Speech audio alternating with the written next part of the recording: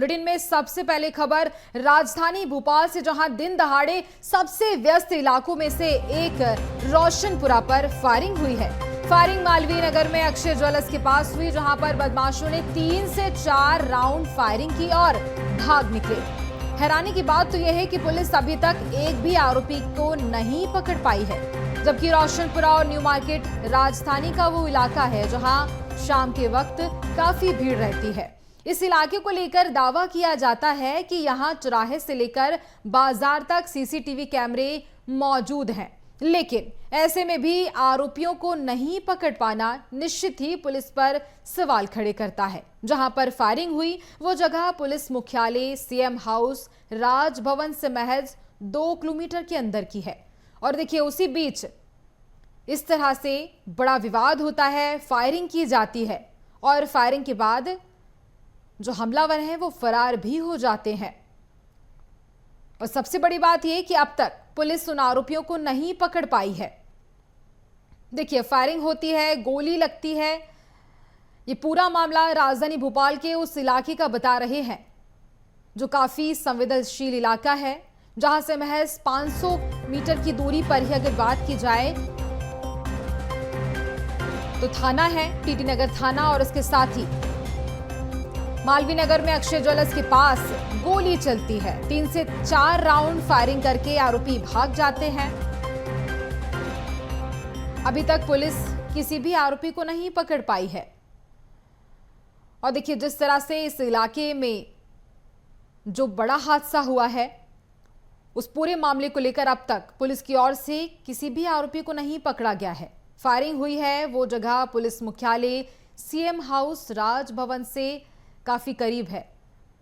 और देखिए, अगर बात की जाए सीएम हाउस की, तो जहां 2 किलोमीटर के अंदर सीएम हाउस है, उस एरिया से, उस जगह से जहां पर ये बड़ी घटना घटती है, गोली चलती है, फायरिंग की जाती है। और जिस तरह से अब इस पूरे मामले को लेकर देखने वाली बात होगी कि हमलावर को किसी का भी खौफ नहीं है, किसी का भी डर नहीं है। मालवीय नगर में एक बड़ा हादसा होता है, गोली लगती है, और इस बड़े हादसे के बीच जिस तरह से जब ये पूरा मामला देखने को मिलता है तो चारों ओर अफरा तफरी भी मच जाती है। गोली लगने का ये मामला, फायरिंग का ये मामला, फायरिंग मालवीय नगर में अक्षय ज्वेलर्स के पास हुई है। बदमाशों ने 3 से 4 राउंड फायरिंग की और फिर उसके बाद वो बदमाश भाग जाते हैं। देखिए, सबसे बड़ी बात यहां पर अब तक ये सामने आ रही है कि पुलिस क्या कर रही है। ये पुलिस की बड़ी लापरवाही है। ये बहुत हैरान कर देने वाली बात है कि अब तक पुलिस किसी भी आरोपी को नहीं पकड़ पाई है, किसी की भी पहचान नहीं हो पाई है। रोशनपुरा और न्यू मार्केट राजधानी का वो इलाका है जहां शाम के वक्त काफी ज्यादा भीड़ रहती है। क्या इसे एक बड़ी लापरवाही पुलिस की कहा जा सकता है? क्या इसे ये कहा जा सकता है कि हमलावर आते हैं, 3 से 4 राउंड फायर करते हैं और भाग जाते हैं, और पुलिस अब तक हाथ पे हाथ रखकर सिर्फ बैठी हुई है? अब तक किसी भी आरोपी को नहीं पकड़ा गया है। इस पूरे मामले को लेकर देखिए, अब देखने वाली बात होगी कि क्या कुछ इसके आगे देखने को मिलेगा, कार्रवाई होती है या नहीं होती है। इसी पर हम ज्यादा जानकारी लेंगे। सहयोगी रंजन भगत हमारे साथ लाइव जुड़ रहे हैं। रंजन, राजधानी भोपाल का सबसे पॉश इलाका जिसे कहा जा सकता है, सबसे संवेदनशील, जहां पर सबसे ज्यादा भीड़ शाम के वक्त देखने को मिलती है, और उस जगह पर हमला होता है, फायरिंग की जाती है, लेकिन अब तक पुलिस की ओर से किसी भी तरह से कोई भी आरोपी को नहीं पकड़ा गया है। जी बिल्कुल, देखिए, शाम के 5:30 बजे के आसपास एक बड़ी घटना यहाँ पर हुई है, और ये राजधानी की जो सबसे व्यस्ततम चौराहा होता है, वो इस चौराहे का नाम रोशनपुरा चौराहा, और उसी के सामने ये अक्षय ज्वेलर्स, यहीं पर 4 राउंड फायरिंग जो है वो की जाती है, जिससे एक व्यक्ति बुरी तरीके से घायल है। ये देख सकते हैं, ये अक्षय ज्वेलर्स है, और इसके शीशे पर जो है सीधा वार किया जाता है। हम तस्वीरें दिखाते हैं आपको सबसे पहले, क्योंकि सीधे तौर पर हम कहें तो बेखौफ जो है राजधानी में बदमाश हो चुके हैं। पुलिस का खौफ बिल्कुल भी नजर नहीं आ रहा है, क्योंकि लंबे समय से अगर हम बात करें तो ऐसी घटनाएं सामने आती है जहां पर जो दुकानदार है उनके ऊपर हमला किया गया है, और ये अक्षय ज्वेलर्स है, इसी का जो शीशा है देखिए सामने हम आपको दिखा रहे हैं, वहीं पर जो है फायरिंग की जाती है, जिसमें एक व्यक्ति जो है वो घायल हो जाते हैं। इसके ठीक सामने अगर हम बात करें तो यहाँ पर जो है एक नोटरी की दुकान है। नोटरी की दुकान पर जो है पुलिस के गाड़ी से एक युवक उतरता है और उतरने के साथ ही जो है वो फायरिंग कर देता है। 3 राउंड फायरिंग जो है वो सामने की जाती है। ये जो सामने आपको Shri Shyam online and e ticket वाला जो नोटरी का दुकान दिख रहा है वहां पर फायरिंग की जाती है और सीधे तौर पर हम कहें तो वहां से जो फायरिंग होती है उसके बाद सामने जो है 1 राउंड फायरिंग की जाती है, यानी टोटल 4 राउंड फायरिंग की जाती है, जिसके बाद से पुलिस को सूचना दी जाती है। लेकिन पुलिस ने अब तक इस पूरे मामले पर लेकर के जो है कोई भी कार्रवाई जो है नहीं की है, क्योंकि अब तक इस पूरे मामले को लेकर के बात की जानी चाहिए। अब तक आरोपियों की गिरफ्तारी कर लेनी चाहिए, क्योंकि सीसीटीवी कैमरे अगर हम बात करें तो जगह जगह कोने कोने पर लगे हैं, लेकिन आरोपियों की जो है वो पहचान नहीं हो सकी है। आप देखिए तो अभी पुलिस की टीम जो है वो यहाँ पर मौजूद है, मौके पर छानबीन की जा रही है, क्योंकि स्थानीय लोग हैं जिन्होंने इस पूरे घटना को देखा था, समझा था। हम उनसे बात कर लेते हैं। क्या किस तरीके से यहाँ पर घटना हुई थी? अभी हुई, हमको 1 घंटे पहले पता चला है कि यहाँ पर गोली चली है और उसको पैसे ट्रांसफ़र करवाने के लिए बोले थे, तो पैसे उसने लड़के ने ट्रांसफ़र किया और पैसे ट्रांसफ़र करने के बाद में उसने बोला कि इनको पैसे हमारे वापस दीजिए। और देखिए इस वक्त की ये बड़ी खबर जिसको लेकर अपडेट सामने आ रहा है, जहां पर 3 से राउंड फायरिंग करके जो आरोपी भाग जाते हैं, उसको पूरे मामले को लेकर जहां अभी तक की ये बड़ी खबर, फायरिंग मामले में सबसे बड़ा अपडेट ये आपको बता रहे हैं। जिस तरह से रोशनपुरा इलाके में जो फायरिंग होती है, जिस गाड़ी से हमलावर आते हैं उस पर पुलिस लिखा हुआ था। फायरिंग मामले में ये अब तक का सबसे बड़ा अपडेट आपको बता रहे हैं। और इस पूरे मामले को लेकर जब जो हमलावर हमला करने के लिए जिस गाड़ी से आते हैं उस गाड़ी के ऊपर पुलिस लिखा हुआ था, और कहीं ना कहीं अब इससे यह अंदाजा लगाया जा रहा है कि पुलिस जो कर्मी है उनकी संलिप्तता इस बीच हो सकती है, और इसी के चलते अब तक आरोपियों की गिरफ्तारी भी नहीं हुई है। किसी भी आरोपी की गिरफ्तारी अब तक नहीं हुई है इस पूरे मामले को लेकर। और देखिए आप देखने वाली बात होगी कि अब हमलावर जिस गाड़ी से आते हैं हमला करने के लिए, उस गाड़ी के ऊपर पुलिस लिखा हुआ था। दिन दहाड़े फायरिंग होती है, 3 से 4 राउंड फायरिंग करके जहां पर आरोपी फरार भी हो जाते हैं, और अब तक पुलिस उन्हें गिरफ्तार भी नहीं कर पाई है।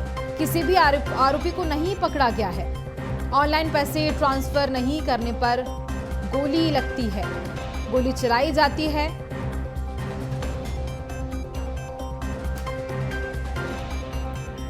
और देखिए जिस तरह से जब ये मामला सामने आया, इसी पर हम चर्चा करेंगे। हमारे साथ कांग्रेस प्रवक्ता कुंदन पंजाबी जुड़ रहे हैं।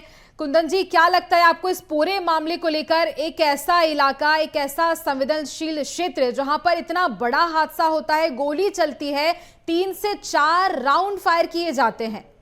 कुंदन जी, देखिए, हम पिछले लंबे समय से देख रहे हैं मध्य प्रदेश के अंदर भारतीय जनता पार्टी की सरकार लगभग 20 वर्षों से है, और अपराध का ग्राफ दिनों दिन बढ़ रहा है मध्य प्रदेश के अंदर। ये बहुत चिंताजनक है कि राजधानी के अंदर इस प्रकार के हालात हैं।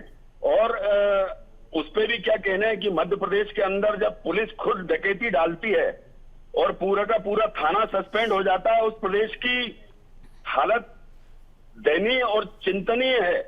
ये एक प्रकार से पूरा फेल्यूर है प्रशासन का, शासन का। और मध्य प्रदेश के गृह मंत्री जो कि स्वयं मुख्यमंत्री जी भी हैं, उन्हें तत्काल इस पे इस्तीफा देना चाहिए। मैं तो ये कहूंगा गृह मंत्री को इस्तीफा देना चाहिए इस मामले में। ठीक है, इसी पर हम और जानकारी लेंगे। हमारे साथ बीजेपी प्रवक्ता सत्येंद्र जैन भी जुड़ रहे हैं। सत्येंद्र जी, क्या लगता है आपको इस पूरे मामले को लेकर? क्या हमलावरों को किसी भी प्रकार का कोई खौफ नहीं है? क्योंकि पुलिस मुख्यालय भी वही है, मुश्किल से 500 मीटर की दूरी पर है, इसके बाद सीएम हाउस भी वही है, लेकिन उसके बावजूद भी इतना बड़ा हादसा होता है और अब तक आरोपियों की गिरफ्तारी भी नहीं होती है। नमस्कार जी, देखिए ये जो घटना हुई है निसंदेह चिंतनीय है, और जो भी अपराध करेगा मध्य प्रदेश में उन अपराधियों के प्रति 0 टॉलरेंस है। और आप देखिए, चाहे वो जो पुलिस अधिकारियों की बात कर रहे हैं उनके ऊपर कार्रवाई हुई, 11 से ज्यादा पुलिस अधिकारी सस्पेंड हुए, और न्यायिक प्रक्रिया में जो विधिक प्रक्रिया होती है, जो न्यायालय होते हैं, उसमें दंड मिलेगा। लेकिन कांग्रेस जिस प्रकार से कांग्रेस के इकोसिस्टम जो है वो हमेशा अपराधियों के लिए बल देता है, कैटालिस्ट का काम करता है, उत्प्रेरक का काम करता है। आपने देखा होगा कि जीतू पटवारी जी किस प्रकार से पुलिस अधिकारियों को धमकाते हैं। कमलनाथ जी के कई वीडियो वायरल हैं धमकाते हुए। अनेक कांग्रेसी पदाधिकारी जो उच्छृंखल हो जाते हैं, जो हमारे कलेक्टरों की तुलना जो कह नहीं सकता, मुझे शर्म आती, जो IAS अधिकारी हैं उनका अपमान करते हैं, उनको स्वान से तुलना करते हैं। तो वो बहुत दुखद है, निंदनीय है। कांग्रेस के जो नेताओं की प्रवृत्तियों, कुब्र जो कुसंस्कार है, उनके कारण अपराधियों को बल मिलता है। हमारी जीरो टॉलरेंस की सरकार है। आप देखिए 25,000 एकड़ से ज्यादा की हमने भूमि रेत भी कराई है, माफिया के ऊपर कार्रवाई की है, 1,000 से के लगभग हमने NSA लगाया हुआ है, जिला बदर किया हुआ है अपराधियों को, और हम कार्रवाई करते रहेंगे। Zero tolerance. अभी जो जांच होगी, जांच में सामने आएगा, कार्रवाई होगी। लेकिन देखिए, अगर हमलावरों को थोड़ा भी डर होता सत्येंद्र जी, तो इस तरह से इतनी बड़ी घटना को अंजाम नहीं दिया जा रहा होता। और सबसे बड़ी बात ये कि हमलावर जिस गाड़ी में बैठकर आते हैं, उस गाड़ी के ऊपर पुलिस लिखा हुआ है। क्या लगता है आपको इस पूरे मामले को लेकर आगे भी कार्रवाई होगी सही ढंग से या नहीं? देखिए, अब ये जांच का विषय है, निस्संदेह कार्रवाई होगी। वही तो मैं कह रहा हूँ, जो होगा दूध का दूध, पानी पानी होगा। हमारी सरकार जीरो टॉलरेंस पे चल रही है। डॉक्टर मोहन यादव जी की सरकार मध्य प्रदेश की भगवान रूपी जनता के लिए पुष्प से ज्यादा सुकोमल है। और अपराधी जो भी अपराध करेगा, देखिए अपराध को एकदम से नहीं रोक सकते आप। अगर अपराधी पता चला, अपराधी ने अपराध कर दिया, तो यहाँ जीरो टॉलरेंस है, उसको बख्शा नहीं जाता, उसके ऊपर कार्रवाई की जाती है। डॉक्टर मोहन यादव का हादसा तो बहुत बड़ा हुआ है। और देखिए, अब देखने वाली बात होगी इस पूरे मामले को लेकर के मध्य प्रदेश सरकार की ओर से क्या कुछ किया जाता है, कार्रवाई होती भी है नहीं। खैर, आप दोनों का बहुत धन्यवाद करूंगी यहाँ पर मैं। और चलिए, जिस तरह से लगातार हमारे सहयोगी रंजन भगत हमारे साथ लाइव बने हुए हैं। रंजन, क्या लगता है इस पूरे मामले को लेकर, जिन लोगों ने उस हादसे के बीच इस पूरे घटनाक्रम को देखा, उनका क्या कुछ कहना है इस पर? देखिए, हम सीधी तस्वीर आपको दिखाते हैं। ये देखिए, ये जो लाइन है वो यही लाइन है। एक लाइन ये और दूसरी लाइन ये जो पुलिस ने चिन्हित की है। यही दो जगह पर सबसे पहले फायरिंग की जाती है। ये जो व्हाइट लाइन आपको दिख रहा है, ये व्हाइट निशान जो दिख रहा है आपको, वो चिन्हित की गई है। यहीं से जो है फायरिंग की गई थी। पुलिस ने जो है पूरे मामले को संज्ञान में ले लिया है। और हम कुछ चर्चा भी कर लेते सर, किस तरीके से फायरिंग यहाँ पर हुई थी, कितने बजे घटना है, क्या क्या आप लोगों ने अब तक कार्रवाई की है? 4:30 बजे की लगभग घटना है। 4:30 बजे, जैसा कि ऑनलाइन पैसे हलवाने आया था, उसी पे से आया और फायर किया। गाड़ी का नंबर आया है, गाड़ी है, स्विफ्ट गाड़ी आ रही है अभी तक। जो नंबर इनके फरियादी द्वारा जो बताया गया, MP04 CE 1346, इस तरह की। सर, गाड़ी पर पुलिस लिखी हुई थी, क्या पुलिस वालों की गाड़ी? अभी ऐसी तो कोई जानकारी अभी ऐसी नहीं आई है। फुटेज बाकी टीम लगी है, फुटेज CCTV से पकड़ रही है।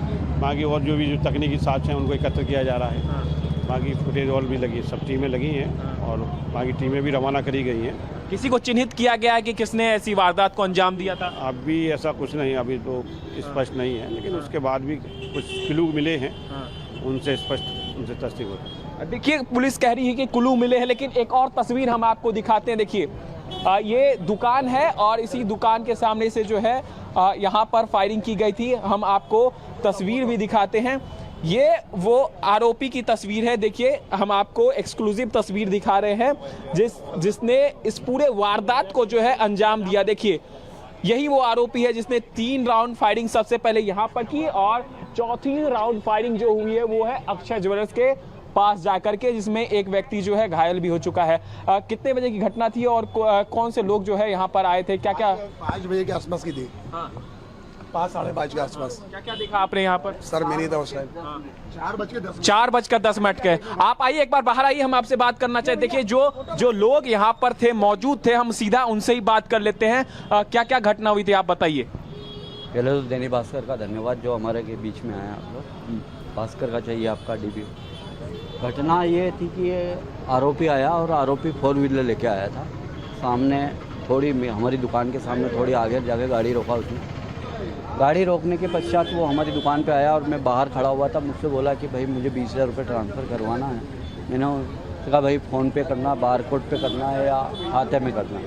तो संबंधित ने ये कहा कि मैं को बारकोड पे कर दीजिए। मैंने कहा हाँ कि भाई हम फ़ोन पे तो करते नहीं, बारकोड पे कर सकते हैं। तो बारकोड पे किया। बेटे को मैंने बोला, बेटे ने 30,000 ट्रांसफ़र किए। हमने उनसे हमारी राशि मांगी, उसने कहा कि 80,000 और करना। हमने कहा कि सर आप 30,000 रुपये दे दीजिए ताकि हम बैंक में जमा कर सकें और बैंक के बाद फिर रिवाइज कर हम आपको जो है 80,000 रुपये ट्रांसफ़र कर देंगे। संबंधित गाड़ी में गया, अब वहाँ क्या किया ये पता नहीं। वापस आके बैठा, बेटे से पानी मांगा, पानी पिलाने के बाद बेटा सामने बाहर ही खड़ा हुआ था। बेटे ने फिर उससे पानी पीने के बाद फिर बेटे ने कहा कि मुझे जो है भैया आप पैसे दे दीजिए सर। बिना बोले, कोई वाद विवाद नहीं हुआ, कोई बातचीत नहीं हुई, उसने फायर कर दिया।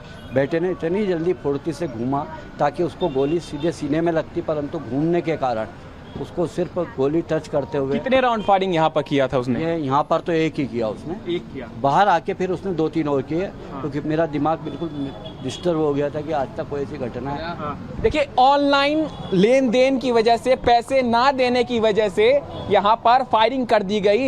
इस पर एक बड़ा सवाल ये भी उठता है, आखिर क्या पुलिस प्रशासन का खौफ इनके अंदर नहीं है? क्योंकि केवल ऑनलाइन पैसे ट्रांसफर नहीं किए, इसके कारण दुकानदार पर ही जो है फायरिंग कर दी गई। और इतने में वो नहीं थमा, देखिए इतने में वो नहीं थमता है, बल्कि सामने भी जाकर के वो फायरिंग करता है। यानी आप सोच सकते हैं बदमाश। देखिए, सबसे बड़ा सवाल यही उठ रहा है कि क्या हमलावरों को पुलिस का कोई भी खौफ नहीं था?